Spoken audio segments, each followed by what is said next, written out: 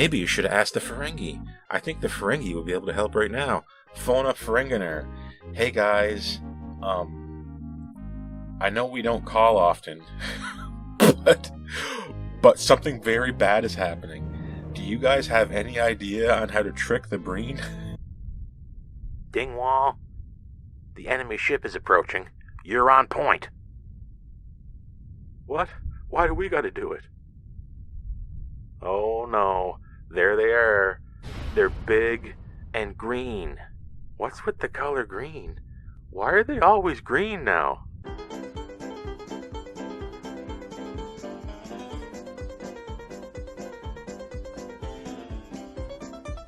Guess what? We're on the Miracle Mile. That means we can see the light at the end of the tunnel. We're getting to the end of Star Trek Discovery as a whole. This is the final season, and this is episode 7. Wow. Where did the time go? I guess time flies when you're having fun. Or at least more fun than the previous seasons. This is Eriga. Can you notice that this show is running out of money?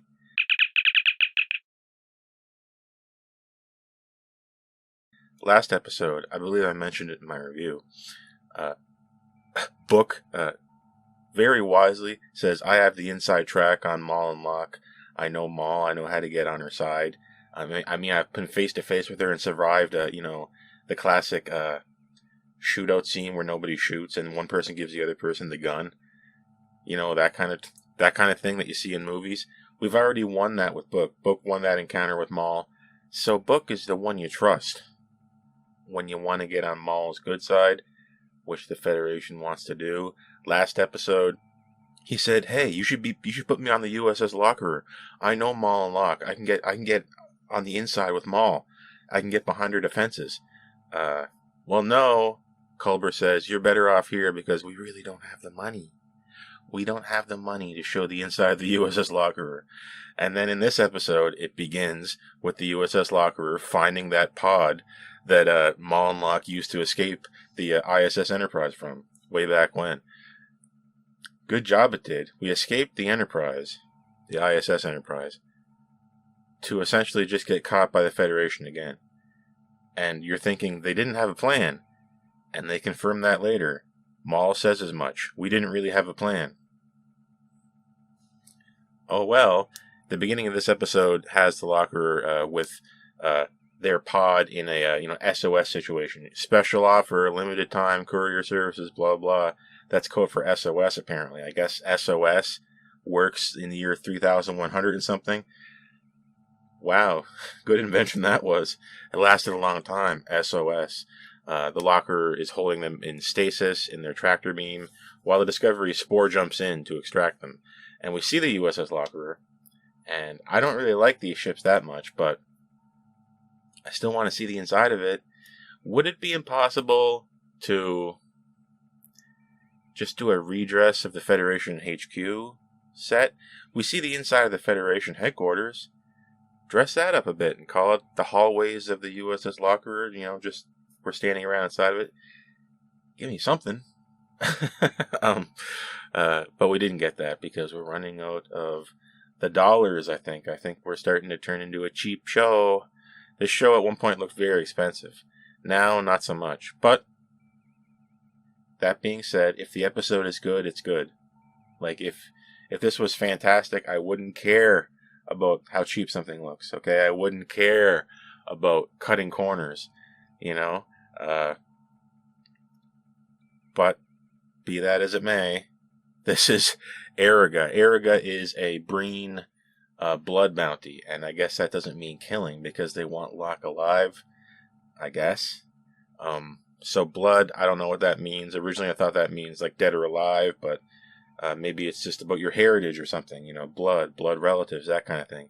The Eriga is on L'ak's head, and guess what? The Federation is now in possession of them. They didn't get far. They're right back where they started, in the clutches of the Federation, as they were when they were in the ISS Enterprise. Go watch that review. They're beaming directly into the biobed. That can't be good, right? Uh-oh, that can't be good. Yeah, because L'ak is pretty much dying. On the other hand, we have Michael Burnham talking directly to Admiral Vance. What are we going to do? The original plan was to transfer Moll and L'ak into Federation headquarters and keep them there. And then you tell me what they meant here. Originally, they were thinking we're going to put them in the Federation headquarters. That's fine. But we got a message from the Breen. Their garbled nonsense. And what they're saying is that you have in possession these two fugitives, Moll and L'ak, subject of an Irriga blood bounty, and to not turn them over is an act of war. Where have I seen this before? Where have I seen this before in Star Trek? Oh my God! We have fugitives on the ship and we gotta decide what to do with them? Whoop. This has happened 10,000 times since 1966. It's so old. But I'd be lying if I said it wasn't good. It's reuse because it's a good idea, because it's kind of fun. It puts Starfleet directly in the crosshairs of extreme interstellar political turmoil, which is an interesting spot to be in Star Trek. I think that's why it keeps happening. Burnham, do you have any ideas here? What are we going to do? Yada, yada, yada. We were going to put them in Federation HQ, and then we're going to put them back in the Discovery, and you guys can just jump away and keep jumping. You're thinking, probably, that's not a bad idea, because if we have the spore drive, nothing better has been invented since somehow. Pathway drive, maybe. So you guys just distract them, and we'll think of what to do. No, Michael says, they're going to find us eventually anyway. We can't jump forever. Let's just take our chances now. And this is her suggestion to Admiral Vance, and Admiral Vance kind of goes with it, looks down at the diagram, the hologram, I should say, and says, let's hope this works. We're just waiting for the Breen to come. When you say, let's hope this works, or I hope this works, that denotes the existence of a plan, which they do not have. To allow the Breen to come here and then hope you figure it out in time, that's not a plan. A plan would maybe be to put them on the Discovery and have Discovery just jump forever. It only buys you time, and if you watch this whole episode all the way through, you'll realize that we are running out of time the entire episode. Would it have been better to have a little bit of time to play around and think about it? I don't know, but with the Breen approaching Federation headquarters, this looks an awful lot like that terrible vision of the future that Burnham and Rayner experienced in Face the Strange, where the Breen had destroyed the Federation. It looks a lot like that. So now is the time to be safe. Now is the time to run. Now is the time probably to disassemble the Federation headquarters and beam them in different places. Because this is looking a lot like that bad nightmare we had back when. Remember that? Remember? Yeah, I remember.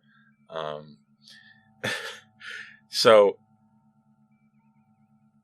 with that being the case, we give the okay to just leave Moll and L'ak on the Discovery, wherein we learn that Nan, it's good to be back. Where were you? Nan is now with Starfleet Security. We don't have a lot of characters that we really know that well, other than like Michael and Book, and like Stamets, maybe Culber, Tilly in a way. They're not the strongest characters ever, so we really gotta, grasp for what we can. And losing Nan kind of sucked. She's back now. She said it's good to be back. The feeling is mutual. Why were you gone? Why were you gone? Speaking of gone, I haven't seen Sarah in a while. It's the thing you only notice when I just told you now. Maybe you didn't notice. Maybe you were having fun with this episode, and you didn't notice the absence of Sarah. And now that I mentioned it, you're thinking the episode is worse now, just because of it. And it might be. Where's Sarah? Sarah, where you at? You better be back for the finale. If you're not back for the finale, that's going to suck. Maybe you can be back in Starfleet Academy. I was originally not super stoked on the idea of a Starfleet Academy show, especially in this timeline, but, the prospect of, say, Saru, Tilly, and some of these people coming back, like now and then, as like cameo appearances, it's kind of interesting. I kind of like that idea. Action Saru, as it were. Your mileage may vary on this idea, but maybe things are looking up for an Academy show. Maybe Starfleet Academy is kind of just like Discovery 2, right? Where this show is canceled. Actually, Academy is Discovery 2.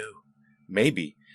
I did read a thing where, to allow me to go off track for a moment, I was reading about how streaming services, behind the scenes, they don't want shows with a whole bunch of seasons. New shows, apparently, in their metrics on this, new shows bring in subscribers. Nobody's coming in to say Paramount Plus for season 5 Discovery. Nobody that wasn't already there all the way through. So when Discovery starts to when it ends, you're only losing people. But when you start a new show, apparently, you gain people. So maybe the trick all along is to cancel Discovery and immediately replace it, like Indiana Jones replacing an idol, with a show that's kind of like a sequel show. So that you get new people in, you kind of just trick them, and the people who were following along since the beginning can kind of just seamlessly just like slide under the door of this new show. And maybe that's what's happening. I'm sorry to get so off track. Where was I? Oh yeah, Eriga. We're beaming Moll and L'ak directly into the biobed. That's a problem. But remember back in Deep Space Nine, there was some confusion about the Breen's like homeland, homeworld, biology. Did they like cold climates? Did they like warm climates, temperate? I think Wei-Yun said they lived in temperate climates. So there was confusion. Breen were a confusing species that I'm glad to see finally, explored a little bit. Although it's, 800 years after the fact, we're seeing them now. And according to Culber, Breen apparently can undergo like a cellular regeneration in extreme cold climates. So we're playing both sides here. It's kind of cool. Perhaps their world goes through extreme temperature changes, and for their bodies, they evolved to put up with the harsh climate of their winters by accelerating cell growth. So maybe they had extremely cold winters that were long, and then maybe really short, hot summers. I don't know, but it's an interesting prospect, and I'm glad that we're giving further context to old canon ideas. I like that. That's a plus. On another note, these Breen costumes are starting to grow on me. If they're just like, I think I mentioned this before, crank up the weird by 10%, make like the mouthpiece stick out a little bit more, and make the head shape a little bit stranger, and I would really love it because it's starting to grow on me now. I like it now. A little tweak would make me love it. Maybe you think different. But I'm really digging the kind of green line they have there, and the way that the helmet looks like it's some kind of a brown metal, and it keeps those stripes that were there since the Dominion War. It's really popping for me. Another thing that's popping for me is the way that the Federation headquarters looks now. This is the first time I've ever kind of enjoyed looking at the Federation headquarters in this time period. And I think it's because they're showing it against a reddish background. They're in some kind of like brownish, on the red end of the spectrum style nebula. And I think it really made the Federation headquarters pop. Do you think this? It popped for the first time. I never liked it against blue. I never liked it against black. But it's looking all right now. I don't know what's going on. But maybe that's just me. It's a very subjective thing. They find like an ancient like Dominion War relic Breen refrigeration unit that they can beam onto their biobed, and this will help L'ak stabilize. It won't save him, but it should help him. And they're leaving them in this containment field with Moll. Moll cannot be separated from L'ak. See, beyond all reason, no matter how cold it is, we can't give her a sweater. Give her a sweater. She's cold. Culber has a sweater on. He has like kind of like the excursion outfit for medical, and Moll's just in there with her normal clothes, freezing to death with L'ak. Nan is on security detail. You better watch it, buddy. Don't pull any fast ones. Don't do any kind of daring escapes from here, like you're gonna do in Star Trek. Long history of breaking out of jail with the most zany whimsical cockamamie schemes, and they always work, and they do work here. This episode had a zoom-in shot on the Discovery on its dorsal section at the aft. There's these little like oblong kind of windows where you can see down into characters walking around. That's visually important. We see like Book. What are you doing here, Book? You shouldn't be here. Michael's saying this. Book is introduced to Non. Non is, right to be wary of him. You fired on the Federation, blah, blah, blah. Yes, he did.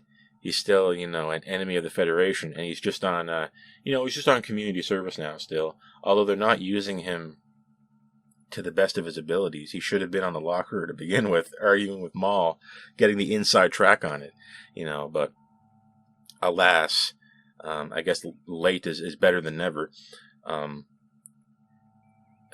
Oddly, we have Book working on the B plot here, trying to decipher what that little Beta Z metal card is. You remember that? The next clue, it's Beta Z. Dr. Marina Derricks, I guess, is one of the original progenitor scientists from way back in 2371, if I'm right. What does it mean? How do we find out where they're supposed to go? Adira, Tilly, Paul, and then Book are on the case. We have a moment where Tilly is trying to leave to go back to Federation headquarters because her students are there and she needs to look after them. But we don't have the money for all those extras to talk to them. We don't have the money for the Federation set, like a classroom or something like that. So we had to keep Tilly in the Discovery. And Paul realizes that they don't have the money to do it. So he had to come up with an on-the-spot reason for why she had to stay on the Discovery. Go back and watch it. Can you tell me what it means? I watched it a number of times and I can't figure out what he's even saying. In my mind, the safest place for the cadets would actually be on the Discovery. The Discovery has a spore drive. Let's evacuate people to the Discovery. We evacuate everyone to the Discovery that's at most vulnerable at Federation HQ. It spore jumps somewhere with Michael. Everybody else stays in Federation HQ in the command section. Different sections split off, fly away, and Starfleet ships arrive, and we fight the Breen that way. Doesn't that make sense? But that's not what we do. We can't show the interiors of these ships, and we can't show all these cadets. We saw like one cadet guy, I think, in the first episode, in the most awkward, pointless one-off scene I've ever witnessed, and I still don't know what it's about. I think that was in Red Directive, or the second episode, I'm not sure. But maybe he'll be back for the Academy show. Whomst is to know? Not me. I'm not psychic. I'm not a Beta Z. Allegedly, the Beta Z, Marina Derricks, put a transitive psychic link on this card, and we just need Book to come. You're an empath. Touch this card and see if you learn anything. We're cheating. This is cheating. I looked at this and I was just like, come on. No, come on. I know Beta Z are empathic and like psychic and whatnot. And so is Book, but come on. You put a psychic stamp on this card and from 2371, and it somehow tells you where the next clue is today, 800 and some years later. Maybe. I don't know. All he gets is that we're in some kind of nebula, the Badlands, something terrible, the word eternal. Meanwhile, Tilly and Adira are on the case in their own way, and they have to go talk to Jett Reno. Zora, can you tell me something about ancient books? Labyrinths of the Mind, that's what this card says. Is that like an ancient book or something? Yes, it's a very old book, but there's only one manuscript, and I don't know where it is. Oh, dang it. Is there anybody on the ship that can help us? Yes, Jett Reno happens to also be a merchant and seller and courier, I guess, in ancient reliquaries and books and things like that. Oh, perfect. We talked to Jett Reno. Jett Reno says we basically need to go to the archive, or it's like Library of Eternal something, archive, whatever. We're going to Wikipedia, except not everyone can edit it, and it's hard to get into. And you can use it as a source in your essays. and you don't have to find the original source. You know what I mean? You can never use Wikipedia. You can never cite it back in the day. You have to actually go to the next level. And the next level is maybe this eternal archive place. It's neutral. It stores information from all these worlds, but you need a library card to get in, and we happen to have that card. Thanks, Jett Reno. Jett Reno even says this sounds like an interesting adventure, like one of those hollow movies for kids and all that stuff. And I was just thinking, yeah, that sounds like an interesting thing. It sounds better than this. It sounds better than what I'm watching now. Hopefully we save some money for this one and we actually get to see the interior of this archive place. Here's hoping. Bye, Jett Reno. Why is Jett Reno gone? But why is Reno gone? But why is Reno gone? Why? For some reason, whenever Reno's on screen, I'm having fun. I can't explain it, but Reno is like almost my favorite character in this. And Reno is fixing something. Two characters come up. Reno helps them. So long. Oh, dang it. It feels like I'm reviewing what I wanted this episode to be, not what it actually was. And I need to stay on track with that. It's hard to complain about what you wish happened. It's better to complain about what you actually got. And what we actually got is, kind of a one-track plot where everybody is kind of like focused on the immediate threat of the Breen. It's brinksmanship, saber rattling. If you like that kind of thing, you'll be excited. I can't lie, I was excited. The steps to get me there were a little bit illogical and a little bit strange. Like how, in a moment, the Starfleet security guys, the hard-looking Starfleet security guys standing there, somehow allow Moll and L'ak to get away with having a little whisper sesh. I'm going to break out of here. How are you going to do it? You're not going to like it. And you can see the Starfleet security guys go, huh? What was that? What's going on? How did we allow this to happen? Dang. Don't allow prisoners to talk to each other, although Moll and L'ak are a special case and cannot be separated. They took advantage of that. They took advantage of the fact that the Federation was being nice to them. Thanks, guys. I'll remember that when I capture you later. For the third time. Remember how I said that we showed that scene zooming in from the top window of the Discovery? That meant something? Well, Reno, Tilly, and Adira are standing there. All of a sudden, they're covered in shadow. We visually indicated that light could go through the overhead window on the Discovery. We showed that so that now, when they were covered in shadow, you would believe that there was something above them. See, there was a point to that. There's a visual point to that. And it's the Breen. The Breen are here. You have 1 hour or whatever to figure out if you're going to give us Moll and L'ak. And if you don't do it, that's war. And I hope you guys have a good idea. I hope you figured out a good idea. And Michael, Tarina, Vance, Rayner are just like, well, let's just do it how we practiced. I don't know what they were talking about behind the scenes. I know we had a very uneventful little boardroom conversation where I didn't really learn anything because I couldn't really decipher what the heck they were talking about. They were just what basically amounted to, we have Moll and L'ak. The Breen are coming. What do they want? And then Michael says, I think I have an idea. And then we kind of assume that they figured this out and hashed it out off screen, which is fine. I don't need to see everything. But they are here, and I hope they have a good idea. Maybe you should have asked the Ferengi. I think the Ferengi would be able to help right now. Phone up Ferenginar. Hey guys, I know we don't call often, but something very bad is happening. Do you guys have any idea on how to trick the Breen? Right? That's what I would have did, but they didn't do that. They just went with whatever Tarina was thinking, and I guess whatever they kind of, gathered around and discussed. We offer them 45 tons or whatever of dilithium. You insult me. I'm a Breen. And we learn that Tarina actually understands the garble language, which is kind of cool. and then they decide to speak in their tongue to avoid misunderstanding. Earlier on, Reno calls them, like, not subtle and unimaginative because they're evil because of the truncheons and jackboots. And I looked this up. A truncheon is like a stick that's like that long or something. It's like a baton or something. And I don't. Maybe I'm missing something, but I saw rods. Like a scepter. That's a little different.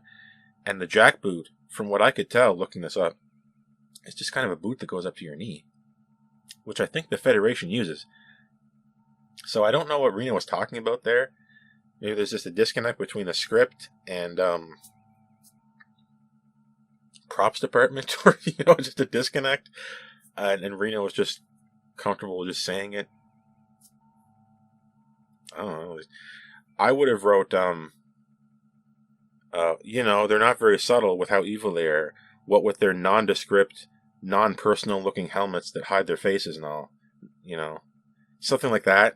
Something that is based on how they actually look, or those scary scepters really put me on edge, something. But that's not what happens. They do show up looking awesome, and they're not taking no for an answer. They need Moll and L'ak. But it turns out Rayner has experience with the Breen. And stop me if you've heard this before. Rayner's home planet, Kelleron, had once been an outpost for Breen, and his people were brutalized by the Breen. Oh my god, it's kind of like Bajor and a few other places. I understand the sentiment, but and I understand that it's a big universe and lots of things can happen and things can repeat themselves. But it would have been cool if we got something a little different, like maybe Rayner's family specifically were abducted by the Breen for something, and then he escaped. And in that process, he learned intimate details about Primarch Tahal. Maybe to make it just a little different. I don't know. It just seemed... I was just getting flashbacks to Deep Space Nine and hearing Bajorans talk about this a lot. And I was just thinking, man, it would have been cool if we just didn't do the same thing again after 800 years. Make it a little different, but... maybe he was actually not born on Kelleron. He was born on a Breen world or something. And he was abused because of it, because he looked different. Something like that, and his whole family was there, and then they were killed, and then blah blah blah blah. Something a little cool, and then get a flashback. Oh, no, we can't have a flashback. We can't afford that.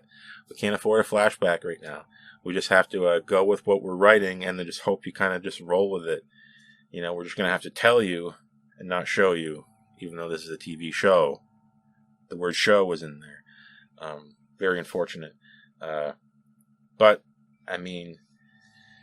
It used to be that you got away with really creative ideas to write yourself out of having to spend a lot of money. You could kind of do that back in the day. But this is today, and this is not back in the day, and this is Discovery, and this is the final season. This is Eriga. Rayner is on the case, and let's hope that he doesn't make a decision that benefits him personally and not the Federation generally. For Rayner, it's personal. Maybe it's not a great idea to have him around when the Breen show up. Maybe. But his ideas definitely have value. And one of them is to say, to play into their idea of power and how much they want it. You see, there's multiple Primarchs vying for power. Breen are all the same. Blah, blah, blah. Except that there's multiple Primarchs trying to get power, so they can't be the same.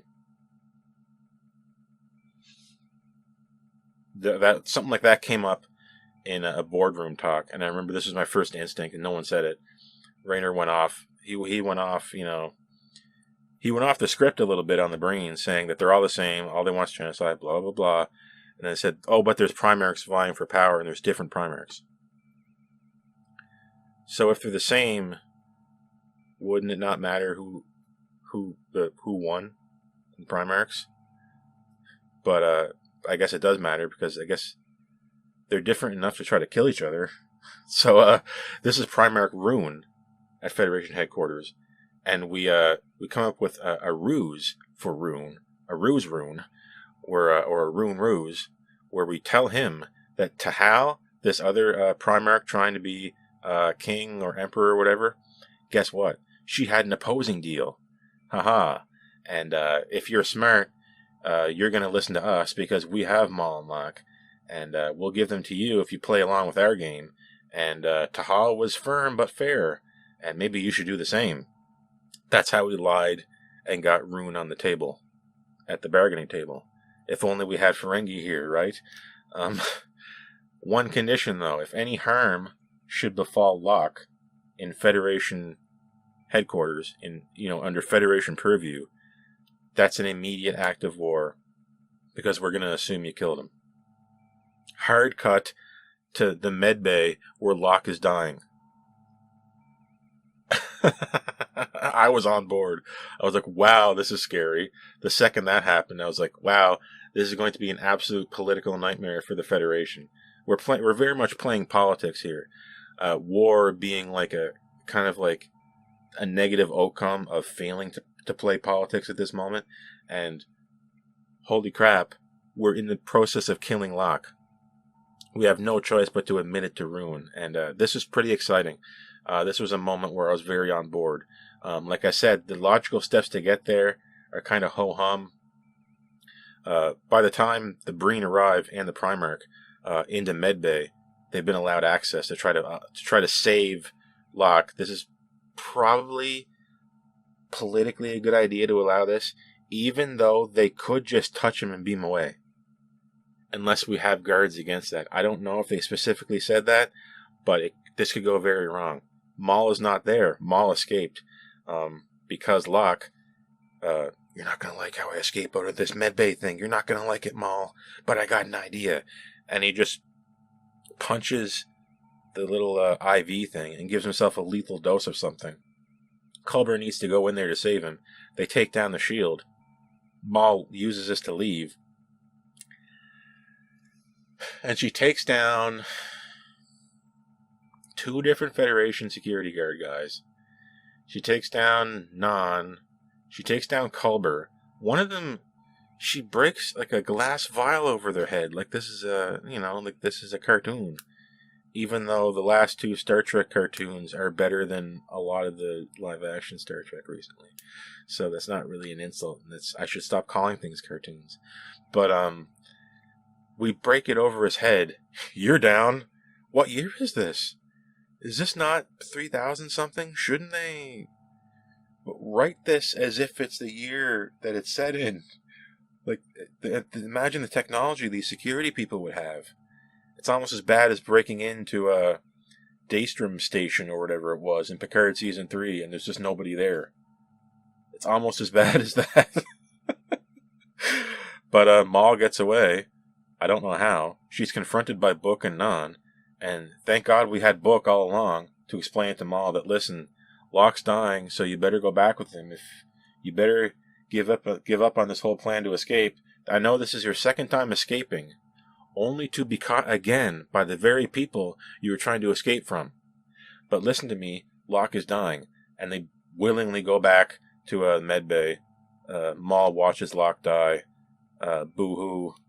This sucks a lot, but Locke is dead, and we are now at as close as we've ever been to destroying the Federation in a while by the Breen, because they allowed Locke to die, which it turns out the Primarch, and you already knew this from my past reviews, Primarch Ruhn is Locke's uncle. Locke is needed to fortify politically Ruhn's position in his vying for the throne, essentially, to kind of paraphrase it. So he needs Locke alive. Now he's not. Next best thing is a progenitor tech, a weapon. If we can't get Locke, we can get a weapon. And Moll offers it to them. Moll says basically, I'm laying it on the line. I know secrets about the Federation. They're hiding things from them. From you, the Breen. Remember, Locke and Moll had access to Dr. Velek's diary.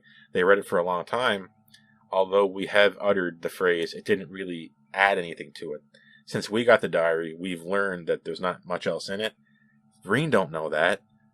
So Moll can just lie. And Michael's like, wait, no, don't do this. She's not in her right mind. We can't let her go.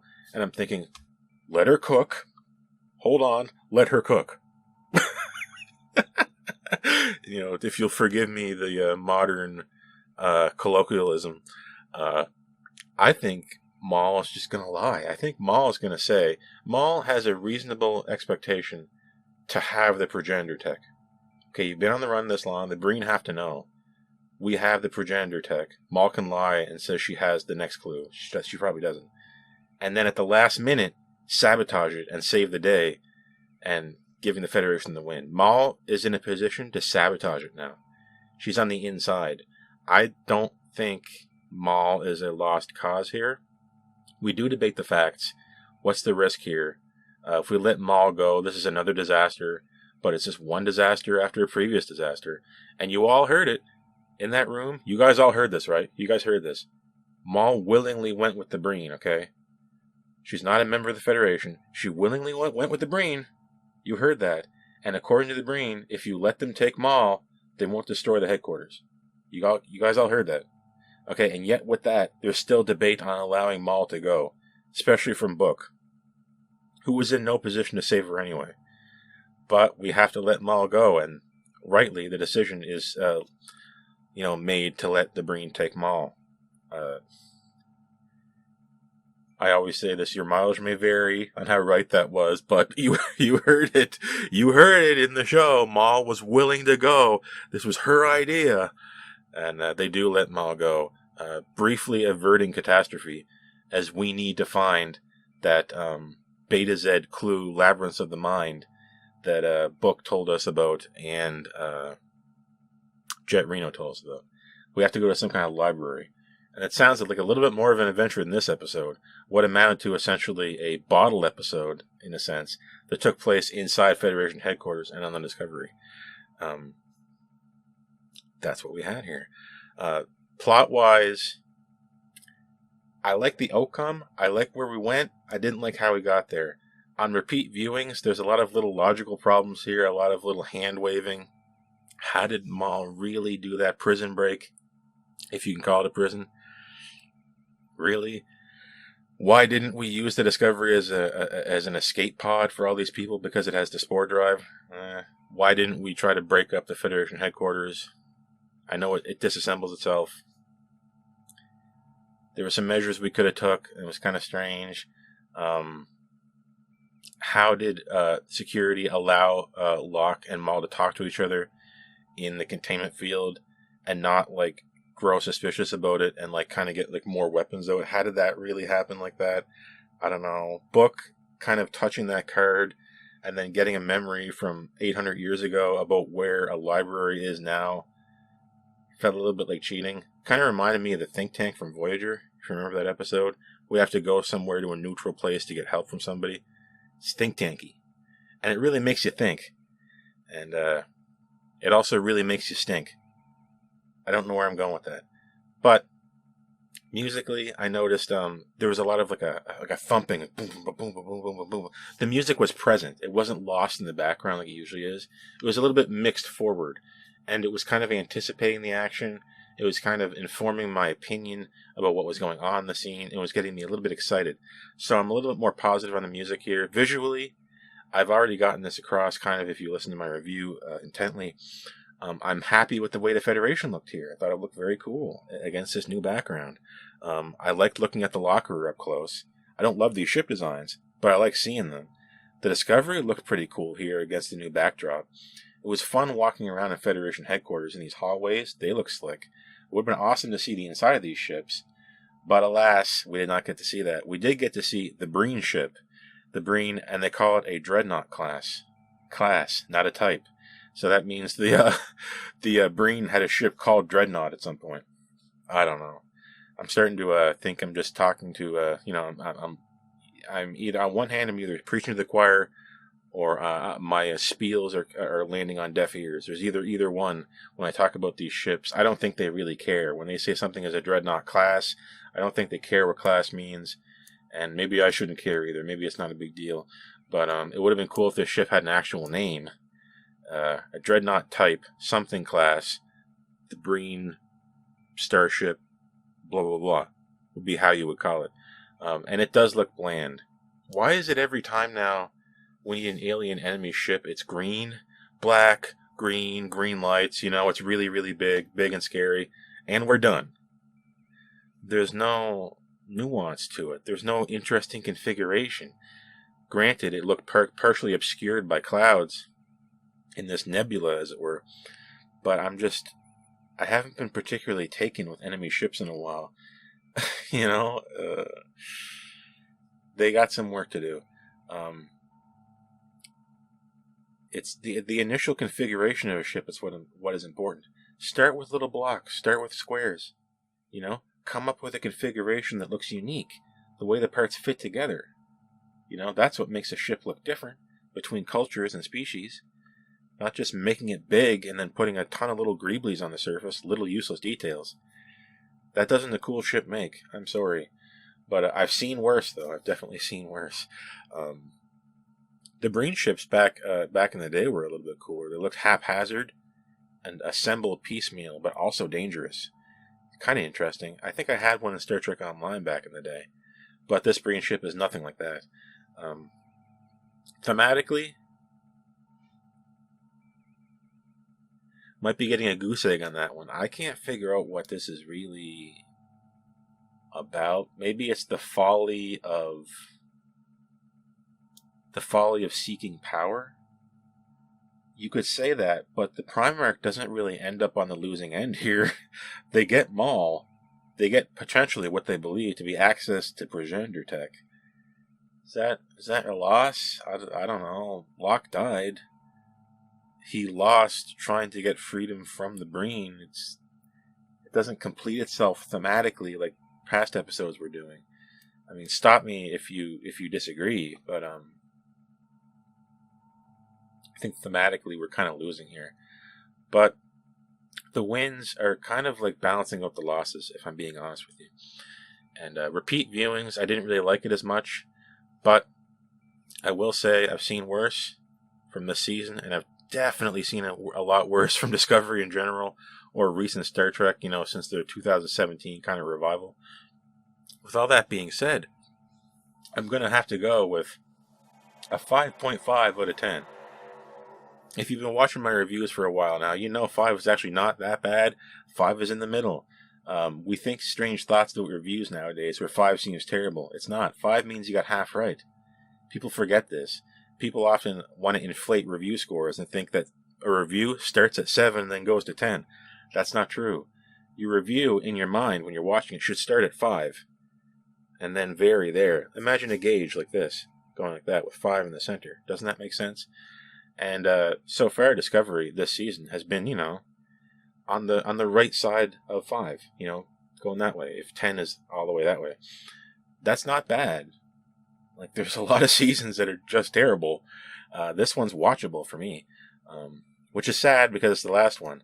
Unless Academy is just kind of the sneaky replacement. Not to explain that again. There's a weird moment that I wanted to just touch on in this episode, where L'ak is lying on the biobed, and he's talking about the prospect of dying here. And he says he doesn't want to go back to the Breen. And he says that there's things worse than death. And Michael says, what's worse than death? Like, genuinely, from a place of genuine ignorance in her mind, says, what's worse than death? Like that, like not like jokingly and not like kind of tongue-in-cheek. And I honest to God, in my head said, Michael, how old are you? Are you 5? How long have you been in Starfleet?